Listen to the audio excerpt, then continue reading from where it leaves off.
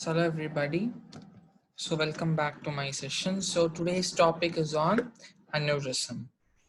So the objectives of my session will be I'll be defining first what is an aneurysm, then we'll be moving on to types of aneurysm, pathogenesis, and we'll be discussing on some two important clinical aspects of aneurysm. So to understand what is aneurysm, like to define what is aneurysm, I would just like to show you an image. So this is what is aneurysm. So what you're able to observe here is, so we have a blood vessel and at a particular point, okay, at a particular point, you are able to appreciate some bulging like thing, right? So this portion is actually said to be aneurized. So what is the meaning of aneurysm?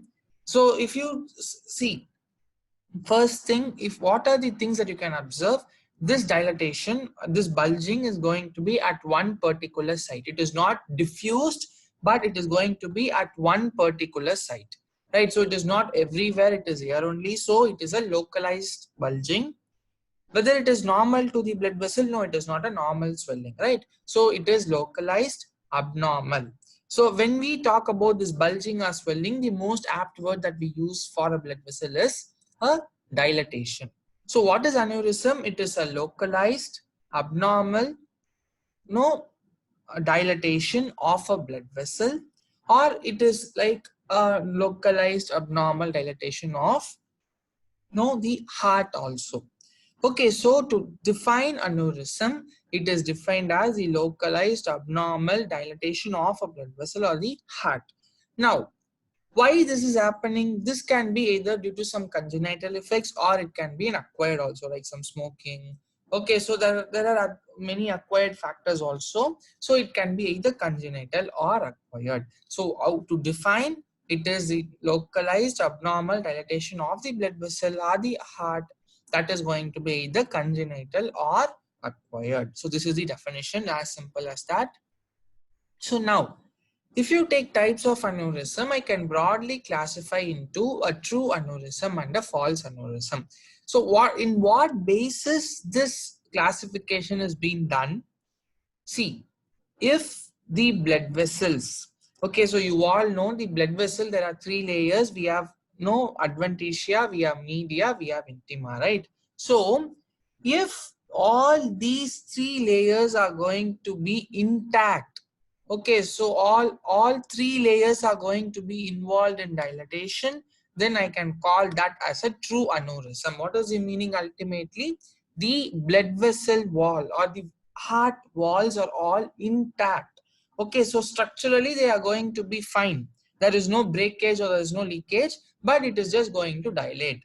Okay, so this intact blood vessel wall, okay, with some dilatation showing, is called as a true aneurysm. So true aneurysm, the same definition, abnormal localized dilatation of a blood vessel that is intact in nature. That is called as a true aneurysm. So if you take here all these blood vessels, we are not able to appreciate any damage, but instead there is just this dilatation only.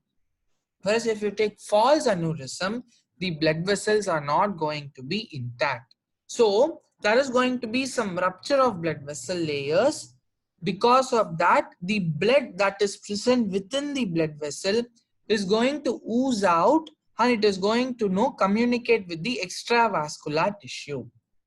Okay, again I'll repeat, the blood vessels are going to be ruptured. So if you observe here, I'll just use an highlighter, or I'll just use a laser pointer. So if you take this portion, there is a rupture and the blood has oozed into your extravascular tissue, forming an hematoma. So if there is rupture to blood vessel wall such that the blood is going to communicate with the intravascular spaces, then that is called as pseudo aneurysm or the false aneurysm. So the basis behind classification of aneurysm into true and false is presence of an intact blood vessel, absence of an intact blood vessel. Okay. Now we'll get on to true aneurysm itself. So if you take this A picture, it is a normal blood vessel. Okay, so there is no dilatation at all. It is pakka, so it is a normal blood vessel. Now B, if you take, almost entire length of a blood vessel, it is showing dilatations on both these sides, right? It is showing dilatations on both these sides. So that is called as a fusiform dilatation. What is that? It is called as a fusiform aneurysm. Fusiform is when both sides of the blood vessels are going to be dilated on a longer aspect. Okay, so the lengthwise, if you take, almost there is more than 20 centimeter length of a blood vessel will be dilated on both sides. That is called as a fusiform. Like we say, right, fusiform belly and all that. So same thing, fusiform. Okay, so fusiform true aneurysm is over the length, okay, around about 20 centimeters. There's going to be dilatation on both sides. That is called as a fusiform. And this is called as a saccular aneurysms. Saccular aneurysm is going to involve only a portion of the blood vessel. So if you take this portion is normal, similarly this portion, like I'll just use an highlighter to show the normal portions. So if you take this portion is normal, okay, oh my god, I'll use an highlighter, wait. So the upper part is going to be normal, and similarly this portion is also normal. But if you take, and the entire left side, okay, is also normal. Only in one portion of the right side of a blood vessel there is an outpouching. So this is called as a saccular true aneurysm. So normal, fusiform, and then saccular. And false aneurysm, we do not have any subtypes. Simple, there is going to be some rupture of layer of a blood vessel. So the blood within the blood vessel is going to communicate with the intravascular spaces like your extravascular tissues, and there's going to be a communicable hematoma formed. This is called as true and false. We have another type of special thing that is called as dissection. So if you take here also, he has mentioned tear in tunica intima. That also I told there will be rupture of blood vessel. But what is the difference between a pseudoaneurysm and a dissection? Please understand, very important point to understand. So say suppose this is my intima. Okay, so this white portion is my media and this is adventitia. Let us say suppose we have this. Okay, what is going to happen in case of a false aneurysm? There is going to be rupture of the blood vessel layers, either one layer or multiple layers, because of which the blood is now going to go out, and it is going to communicate with the extravascular tissues, that is tissues that are present outside the vascular compartment. But in case of a dissection, there is going to be an intimal tear. Okay, there is going to be an intimal tear. This is okay. I need to use red, right? So we have this is your intima. The white portion in between is your media, and then this line is your tunica adventitia. Now, what is going to happen in case of dissection is, this is your tunica intima layer. So blood is not going to as such communicate into the extravascular compartment, but the blood is going to sit over this media layer. So from the lumen, it is going to come and accumulate between two layers of the blood vessel. Thereby it is going to dissect or separate the layers of blood vessel. Are you able to understand? Here if you take, there's going to be rupture of the entire blood vessel wall or some layers of blood vessel wall. So it is going to go into extravascular tissues. So you will not be able to per se identify the different layers of blood vessel in the morphologically. But in case of a dissection, you have this intimal tear. So the blood from the lumen is going to go into the layers of media. Okay, so that it is going to just separate the various layers of the blood vessels. So such is called as a dissection. Okay, so dissection is intimal layer tear, so that the blood is going to accumulate between the layers of the blood vessel. Very important keyword. So true aneurysm, false aneurysm, and then dissection. Next, now we will move on to pathogenesis. So what we saw, basically, we saw there is a dilatation which is abnormal to a blood vessel. So first point what we need to understand is how in a normal individual, okay, like how in a normal individual, these dilatations are all not happening. And what makes a normal individual show aneurysm? Okay, so if you take our blood vessels, so in a normal individual, all our blood vessels are going to be intact, or it is just going to be structurally well supported. Okay, so how this is supported is because of something called as extracellular matrix that contains your collagen, connective tissues, and all that. Okay, so mainly we have connective tissues, we have collagens, and we have some extracellular matrix that is all going to govern the structural stability of a blood vessel. So when all these structural stabilizing components are going to show some no deviation or some destruction, or it is going to be abnormal, then it is going to lead on to aneurysm. So the pathogenesis that we are going to cover is just going to deal with these components.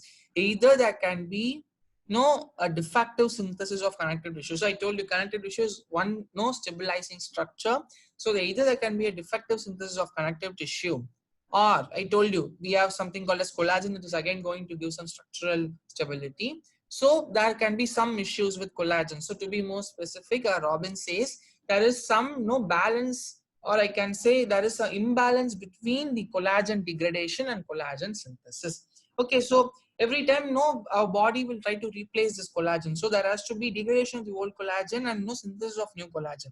So if this balance is altered, then probably the structural stability of the blood vessel can be decreased, or it can lead to aneurysm, or there can be weakening of smooth muscle. So we all know in tunica media we have no huge amount of smooth muscle. So if those smooth muscles are also going to weaken, again that no strength of the blood vessel is not going to be exhibited, so it can probably lead on to aneurysm. So three main points: either defective synthesis of connective tissue, or this balance between the collagen degradation and synthesis is altered, or there can be weakening of the smooth muscles. So in what cases? So I told you our aneurysm, it can either be congenital or acquired. Okay, so this defective synthesis of connective tissue is most probably because of some congenital disorders. Okay, so like we have already seen all these in genetics, like your Marfan syndrome, Loeyd's syndrome, and Ehlers-Danlos syndrome. So basically all these are going to involve some mechanism that is leading on to defective synthesis of connective tissue. So to just highlight one or two points, if you take Marfan syndrome, in Marfan syndrome there is going to be defective synthesis of a very important scaffolding protein that is called as fibrillin. Okay, so you all know it is a scaffolding protein that is going to show some stability to blood vessels. So if this fibrillin is going to be disturbed, then there's going to be defective synthesis of connective tissue. So Marfan syndrome, there's going to be some alteration with your fibrillin. Then Loeyd's syndrome, there's going to be alteration of TGF beta genes. So that is going to lead on to defective synthesis of elastin, and especially it is going to lead on to defective synthesis of also collagen 1 and then collagen 3. So I told you, right, we have different types of collagen. So one such collagen that affects Loeys-Dietz syndrome is both collagen 1 and collagen 3. Okay, so mutations in TGF beta receptors, it is important for these synthesis, proper synthesis is going to be mutated. So as a result of mutation of this TGF beta, there is going to be this collagen 1, collagen 3 and elastin synthesis being disturbed. Okay, that is Loeys-Dietz syndrome. Next, Ehlers-Danlos syndrome. In Ehlers-Danlos syndrome, mainly there is going to be defective synthesis of only type 3, an important question. Type 3. Okay, if it involves both type 1, type 3 collagen, Loeys-Dietz syndrome, Ehlers-Danlos syndrome is more specific in altering the synthesis of type 3 collagen only. Okay, so these are some congenital or genetic disorders that were concerned with defective synthesis of connective tissue. Now, balance of collagen degradation and synthesis, like we have only two entities to be discussed here. If you take matrix metalloprotease, MMP, and then tissue inhibitors of metallic protease, TIMPs. Now, this matrix metalloprotease, like you'll be having a session on atherosclerosis also in 2 days time. So there also you would have discussed about this metalloprotease. What is the role of this matrix metalloproteases? These enzymes, okay, which is going to be from the macrophages especially, it is just going to degrade the collagen. Okay, it is going to degrade the collagen. At the same time, so against this particular enzyme, our tissue has to give some product, right? So like again, Newton's third law, for every action there's an equal and opposite reaction. So if you have one enzyme that is going to destruct the collagen, from the tissue it has to show its competitive part. So that is this tissue inhibitor metallic protease. So this tissue inhibitors of metallic protease will inhibit the action of metalloprotease enzyme, and thus this degradation is going to be prevented. Okay, so there is always this balance between this matrix metalloprotease and then TIMPs. Okay, so if there is a disturbance, okay, if there is overexpression of this metalloprotease enzyme, or if there is less expression of TIMPs, both can alter this balance. Are you able to understand? நம்ம matrix metalloprotease என்றது இந்த collagen எல்லாத்தையும் அழிக்க போகுது. And in the collagen அழிக்கிறது எது தடுக்க போகுது அப்படின்னா நம்ம பாடியில இருக்க ஒரு enzyme tissue enzyme இருக்கு that is called TIMP tissue inhibitors of metalloprotease that is not actually going to inhibit this enzyme and thereby prevents degradation. So ஒன்னு இந்த metalloprotease ஜாஸ்தியா இருந்தா degradation அதிகமா இருக்க போகுது, so there's going to be some issues. Or if there is decreased TIMPs, it is not completely in a position to inhibit this matrix metalloprotease. So this these two, if there is some difference in these two enzymes, then it can probably lead on to this imbalance. Next, weakening of smooth muscles. So weakening of smooth muscles because of hypertension. Okay, there are many causes, like there are some degenerative changes that are happening within the blood vessel that can probably lead on to this weakening of smooth muscle. Very important is this defective synthesis of connective tissue and balance of collagen degradation and then synthesis. Okay. Next. So all these how you can present. Okay, like I have told so many pathogenesis in a blood vessel, how we are going to actually interpret this. So we on this side I have two slides, I have A and B. Okay, so if you take this A, okay, see all these, just observe both. In A, what you're able to observe, there are less black marks, right? So the black marks are all scattered, but here you have lots of black marks. All these black marks that are present indicates this extracellular matrix. Okay, all these collagen, connective tissue, all these is going to take this black stain in the H&E stain. Okay, so if there is destruction of these materials, the number of blacks that is going to reduce. So this is a slide showing degradation. So here and all, you do not have this connective tissue and all. Okay, so we do not have these black lines here. So this shows the image of Marfan syndrome present blood vessel, and this is a normal media. So how will you identify is based on these black lines. So what are these black lines indicating? These black lines are indicating the extracellular matrix and these collagens that are present in the blood vessel.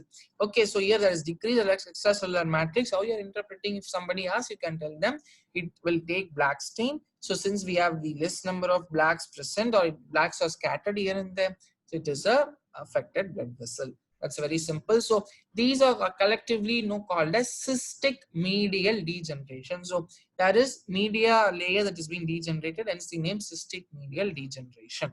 Okay. So this is about your pathogenesis. Now, as I told you, we'll be discussing on two types of common aneurysm, like aorta aneurysm and then your berry aneurysm. So aorta aneurysm itself, we'll be talking about your abdominal aorta and then your thoracic aorta, that is your ascending aorta and then descending aorta. So if you take abdominal aorta aneurysm, what is the common cause is the atherosclerosis. Okay, in atherosclerosis also we'll be telling the lower abdominal aorta is the most commonest vessel or the best friend for atherosclerotic plaque formation. In Friday session we'll be saying. Okay, so atherosclerosis nale you should remember of abdominal aorta aneurysm. So everything is A. Okay, abdominal aorta, aneurysm, atherosclerosis. So all A's are friends. So most common causes atherosclerosis. Incidence again is most common in men and smokers. Okay, so we all know, right? So almost all vascular disorders is associated with some smokers, and it is more common among men. Almost everything. Pathogenesis, as we have already seen the same story, there can be an extracellular matrix degeneration of familial. Okay, site most common, it is going to involve the renal artery and then aortic bifurcation. So these are some points that you just have to remember. So this is a picture again taken from Robin. So if you take, this is your abdominal aorta. Okay, so if you take, this is normal, but here it shows some abdominal dilatation, which is localized. So it is called as aneurysm. So abdominal aorta aneurysm. Okay, so if you take this arrow, indicates the site of rupture. So the pathologist, they have exposed, and can you see something here? All these are your thrombus formation.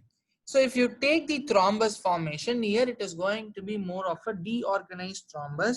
Okay, or I can say poorly organized thrombus, a very important characteristic. Though you have a thrombus here, it is going to be poorly organized. Okay, so poorly organized thrombus is a characteristic feature of, or I can say one of the feature of abdominal aorta aneurysm. Okay, so this is what I just want to show. So this is morphologically showing you the aneurysm, and here we have just exposed to have a look into this poorly organized thrombus. Next, thoracic aorta aneurysm. So most common cause will be hypertension. As usual, we have this Marfan syndrome. So this degeneration and all that. So what are these signs and symptoms? Like, can we relate now? So how will you identify? See, almost all these aneurysms, no, they are asymptomatic. But abdominal aorta aneurysm, just imagine, so abdominal aorta, so it is going to be an abdomen. So aneurysm, I told you, dilatation. Okay, so sometimes it can, if there is so much of stress, it can lead to hemorrhage also possible, right? So what is going to happen? So this hemorrhage, no, it can present into your peritoneal cavity or your retroperitoneal cavity. Okay, so that is one common clinical manifestation. Or if there is dilatation at the branch level, okay, so abdominal aorta is just going to divide. I'll just show you a picture. See, say suppose this is abdominal aorta, and say suppose at this level it is going to give rise to some branch. Okay, and my aneurysm is happening here. So what will happen? There will be some disturbance in the blood flow. So the organs that is going to receive the blood supply from the branches of abdominal aorta is also not going to get its blood supply. So it will lead to ischemia of organs. So abdominal aorta aneurysm, what are the clinical manifestations? There can be hemorrhage into peritoneal cavity or retroperitoneal cavity. Or most common is the ischemia of the organs that is supplied by the branch of abdominal aorta. Okay, so these are some common things. Thoracic aorta aneurysm, if you take hypertension, Marfan syndrome. So any disorder related with your thoracic cavity, so we'll have this persistent cough. Why is there persistent cough in case of thoracic aorta aneurysm? Is because of some damage to your recurrent laryngeal nerve. So you all know it is going to come along with the thyroid, virulent anatomy. So persistent cough is because of your irritation to recurrent laryngeal nerve, and we have this pain. Okay, so usually these aneurysms, it can erode the underlying bones also. So because of erosion of bones, we can have pain, and of course there will be respiratory difficulties. These are some classical symptoms that patient can present where you can think of aortic aneurysms. Okay, so if they have some familial history, then you can very well know we all can think of this aneurysm. Okay. Next, moving on to dissection. So as I told you, it's a very good picture from Robbins that explains you. So if you take, this is your intima, there's an intimal tear. So blood from the lumen is going to enter between the layers. So this will be your media and adventitia. So it is going to present between the layers. So you can distinctly differentiate. This is intima, this is media. So this is called as a dissection. Okay. Tear in intima is going to go and accumulate within the layers. So incidence, if you take, most commonly it is associated with hypertension. So middle-aged people who are mostly affected. If you see a dissection case in case of an younger patient, you can think of Marfan syndrome or some other genital abnormalities concerned with this collagen, defective collagen synthesis and all that. Okay. So clinical manifestations. Okay, we have a patient coming with, say suppose this kind of an dissection. So how will we clinically identify? So we have this DBake's classification. So we have type A and then type B.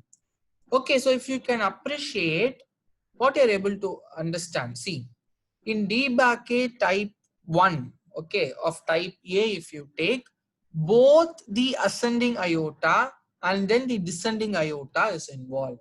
Both the thoracic and the abdominal aorta is involved. Such cases is DBake 1 of type A. DBake 2 is if only the upper part of the aorta is involved, that is your ascending aorta is only involved, then that is called as DBake type 2 of type A. Okay, see, broadly we have type A and type B.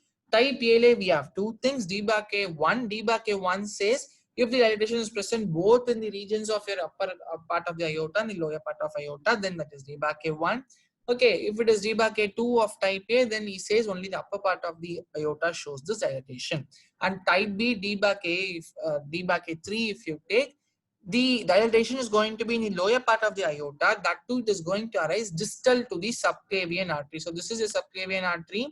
Okay, so it is just going to arise distal to your subclavian artery. So if you take, this is at more risk than type B. Okay, this is at more risk because all your principal branches are going to be supplied only from this. So this is at more risk than this because here he has told distal to subclavian artery. So almost all the main supplies to neck has been given, right? So distal to subclavian artery. So comparatively, type A is going to be more dangerous than type B. So we have type A, type B, type A 1 and 2. So 1 refers to both upper part and lower part of aorta, type 2 only upper part, and type 3 distal to subclavian artery. Okay. So symptoms, a very important thing, stabbing or tearing pain. Okay, so from pain, when we are talking about a pain, we should talk about its onset, okay, and how it is progressing. So it is in the dissection level, we'll be having a sudden onset of pain. Okay, so that is going to radiate from the chest, because I'm a pathogen, it is going to involve either upper part of aorta or a lower part of aorta. So it is going to involve the chest portion. Okay, so what is going to happen is pain when it is going to start from the chest. Okay, update is going to go radially backwards. So if you just want me to draw some pictures to explain, so this is your clavicle bone. Okay, and this is your chest. Okay, so this is your lungs. Okay, so this I'm talking about a chest region. This is your clavicle. So pain when there, it is going, and pinnadi we are going to have scapula in the back portion. I'll just represent by dotted lines. Okay, so some triangle that is going to show scapula.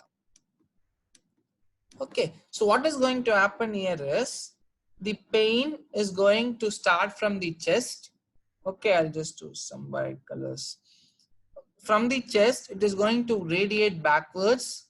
Okay, it is going to go all the way to your scapula, and then it is going to descend downwards. Okay, radiating pain that starts from the chest, goes backwards up to the scapula, and then it descends downwards, depending upon till what portion of your aorta is involved. Because I told you it is more common with your erosions of bone, that is possibly the main cause of pain.